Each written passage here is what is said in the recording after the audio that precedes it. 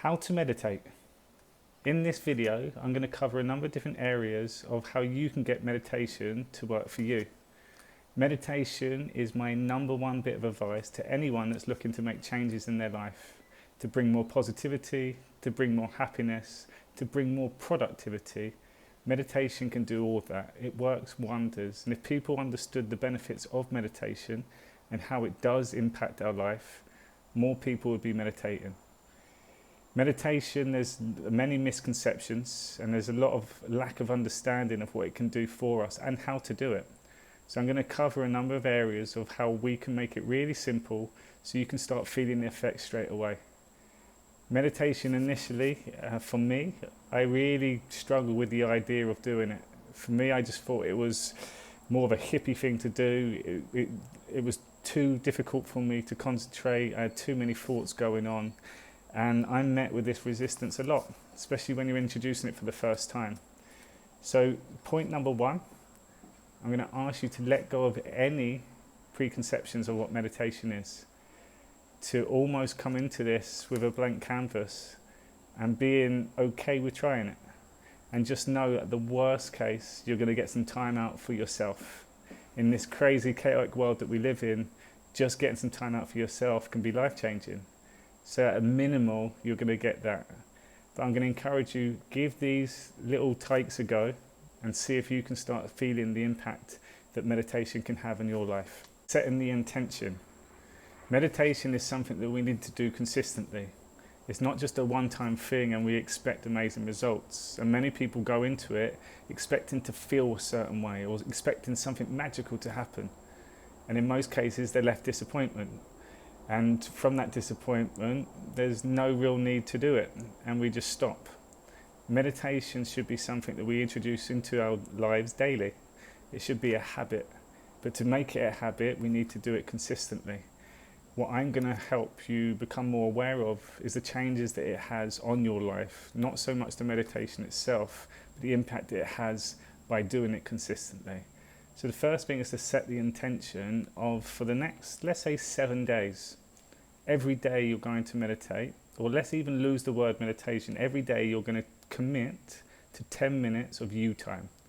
Time with no distractions, time where you can get into flow and be in silence, or listen to music. So the first thing is setting that intention and sticking to it. And let's just see what can come from this. Many people struggle to get into meditation because they say that they've got too many thoughts going on. It's very difficult to clear their thoughts, and it's very difficult just to sit still. So I'm going to ask and encourage you, try to go beyond thoughts. The thoughts are going to be like this thunderstorm. They're going to just keep popping up with all these things that you need to do. Work, family, finances, there's loads going on. So I want you to go beyond thoughts and notice the feelings that come up. That thought makes me feel happy. That thought makes me feel love. That thought triggers me. So you're going to become the observer and you're going to notice any thoughts that come up. I want you to imagine there are clouds in the background and you're literally observing all of them, and as they go past, their thoughts, happy cloud, angry cloud, fluffy cloud, and all you're doing is noticing, oh, what's that feeling? What's that feeling? What's that feeling? So meditation's a feeling. It's not a thought. It's being observing of your thoughts, but you're tapping into the feeling, because it's your feeling that really counts. Your feeling is the true present moment. I think about my past, but I feel that worry inside me, that guilt, that regret, that's now. That feeling's now. I worry about the future and it hasn't even happened yet, but that worry is inside me now. So it's the feelings that we're going to connect to. So when you first try meditation, it can get uncomfortable sitting still. Many people like to go on their back and lay down, and many people fall asleep. By laying on our back, we're telling our body that we can relax and we can go to sleep, and it defeats the purpose of meditation. Yes, sleep is great for us, but we can do that in the evening. The meditation, we want to be in a conscious state, but without all this chaos, all the thoughts. So what happens when we clear them thoughts in the silence? Our gut feeling comes through. We call that your intuition. I'd go even deeper, that's your soul. So we clear the noise, we listen to that gut feeling come through. So when we sit, we want to sit up in a comfortable position. Try to be as upright as you can. If you need a back support, more than welcome to. You'll see many people sit there with their legs crossed. I'd encourage to stick something under your bum, because after a while your legs will go numb, and it's very, very uncomfortable when you're trying to relax, and the only thing that you've got going on is the thought of how dead your legs feel. So sit upright, have a back support, and if your legs are crossed, put something underneath your bum. Like food, there are different types of meditation. One type of meditation is not for one person, but there might be another variation that works for them. So my encouragement now is to start playing around and experimenting with the different types of meditation. Remember, meditation's a word. The idea of it is to get into flow, to clear the noise, to check into your gut feeling, to listen to your soul. So we want to find something that works for you, and we've got a number of different ones. So silence, we always say about or hear about clearing our thoughts. So sitting in silence, rather than focusing on thoughts again, notice the feelings that come up. If silence doesn't work for you, we can use music. Music is incredible what it can do to our nervous system. It also allows us to get into flow. As soon as we're in flow, there's no thoughts anymore. So again, it taps into our feelings. And I've got a number of different playlists that I can share with you. I've created a concept called Think Future Feel Now, which is like a guided meditation. So guided works really well, because if you find that your mind's drifting off all the time, going to all these different thoughts that you've got going on in your life, having someone else's words to follow keeps you present. There's mantra-based meditations as well. So mantra is you repeat a series of words, and usually them words have no meanings. If I was to say cat, dog, cat, I'm thinking of a cat, I'm thinking of a dog, there's thought. So the mantras go back to the Vedic tradition. I do a course called Primordial Sound Meditation, and there's 3 random words that I just keep saying to myself in my head, and there's no attachment or no meaning to those words, and the more I keep doing it, the more it keeps bringing me back to present moment. There's another one that I'd highly encourage called shamanic drums. Boom, boom, boom, boom, boom, boom, boom. If you're looking to do anything with productivity after, or if you've got tasks to complete in a certain given time, put that on. It gives you a real focus. So I mentioned about checking into our gut feeling, our intuition, our soul. So when we're in the meditation, we clear the noise. The only thing that we're basing it on is our feelings, and it's what you feel is what is truth to you.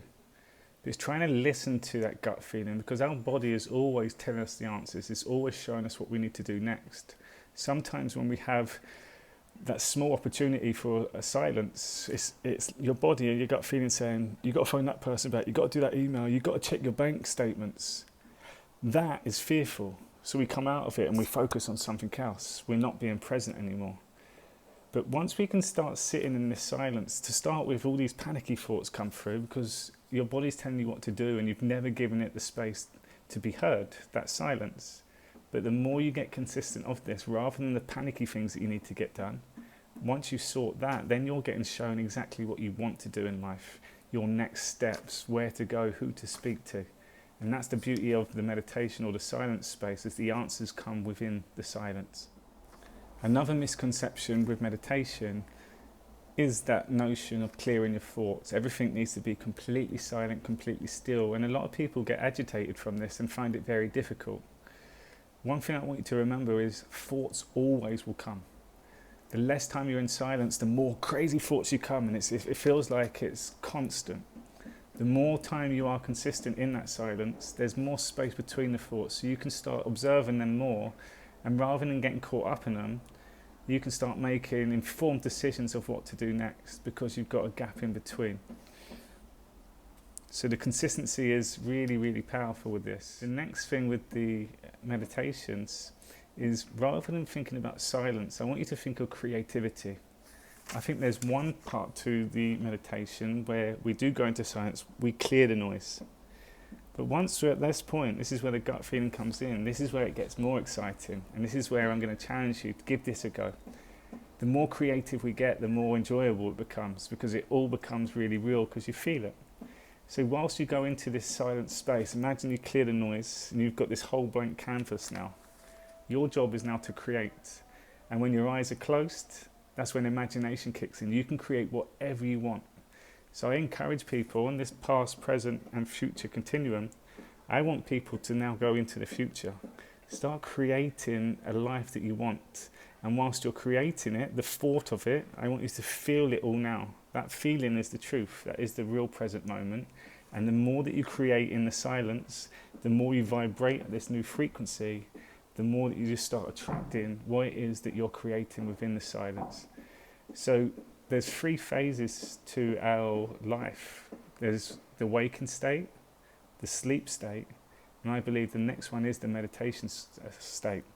Meditation is where all the work is done, all the hard work is done. That's where all the creativity happens. So when you're in the awakened state, rather than us chasing all our goals, we've already put it in motion, it will come to us. We will attract the right things because we've put that into the meditation. That silence, I like to refer to that as your soul's playground. When you're awake, the ego is prevalent. The soul doesn't really get much say because the ego takes over. In the meditation, the ego gets paralyzed. The soul gets to do whatever it wants. It's the soul's playground. And that's where the more creativity you get, the more your soul lights up. So when you come back to being awake and your ego starts showing itself, that anger, that fear, that identity that we hold on to, our soul deals with it a lot better. And if we can look at it like that, as the meditation and the silence time is actually a really good space for our soul to work wherever it needs to in there. Another difficult thing with meditation when you first start is there's an expectancy of what to feel or how it should go. And so many people say, I didn't do it right, I can't do it, I struggle to do it. That is meditation. It's whatever comes up for you in that time. My ask is to become that observer again. Just notice, where does your mind drift off to? And can you catch yourself when it has drifted off to bring yourself back to this present moment? Don't get caught up in those thoughts. If you keep thinking about a person who really just stresses you, don't let that stress take over that feeling. Observe it. Kind of sit with it. It's like, why am I feeling like this? Where is this stress? What is this about? And sit with that. And the more you can start doing that, the more you make better decisions when you come out of it. Meditation is a great tool to use for many different things that we do in life. I like to refer it as clearing the space.